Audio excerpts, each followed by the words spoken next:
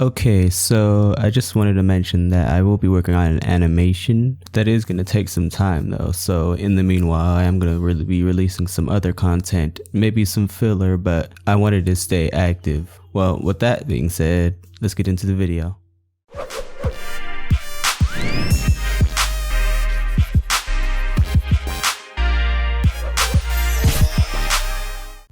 Just for some background, the guy that Naruto and Sasuke are up against is a guy named Isshiki Otsutsuki. Basically, he's the duo to Kaguya Otsutsuki, except basically she abandoned him or betrayed him, which caused him to have to survive off of a host, his host of which is Jigen. Now, Isshiki is actually stronger than Kaguya, which is why both Naruto and Sasuke have such a hard time fighting this opponent. The crazy part about it is Jigen's body as a vessel isn't even strong enough to contain Isshiki's power.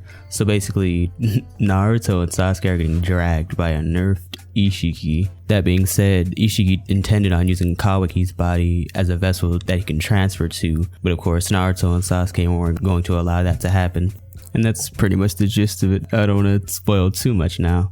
Naruto's new form he has with Kurama is supposedly his trump card against Isshiki. Kurama hasn't mentioned this form to Naruto because it is a form that is supposedly supposed to kill him, kind of similar to 8 Gates, but there has been some speculation that maybe Naruto could be able to survive or mitigate the damage somehow with his 6th chakra.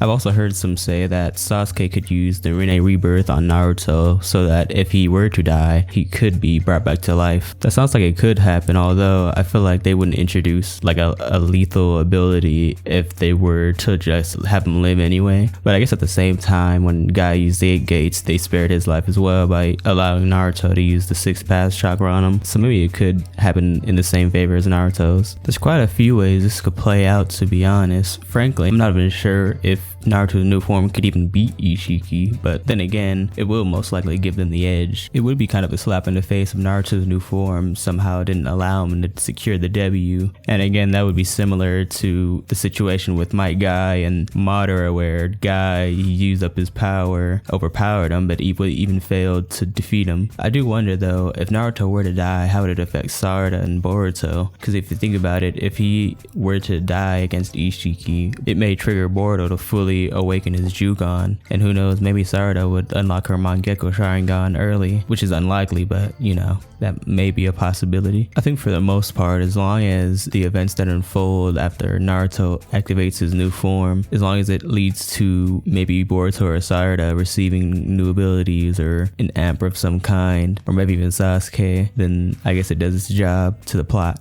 Another thing I'm still wondering about is what exactly Naruto's new transformation is. Is this like a fusion with Kurama, or like some sort of advanced link? If that makes any sense, like maybe the process of fusing or linking with Kurama consumes the seal on his stomach, which would then eventually cause him to die. But if that's the case, would it be technically killing Kurama first, which would then cause Naruto to die? Or would it directly kill Naruto? Another thing I thought of was if he could stack Sage Mode on top of it as like an amp, that would be pretty cool as well. In his new form, maybe he can activate Sage Mode on top of the abilities he already has, similar to KCM 1 and 2. I could see that being a way of him beating Isshiki too, like a classic shonen trope.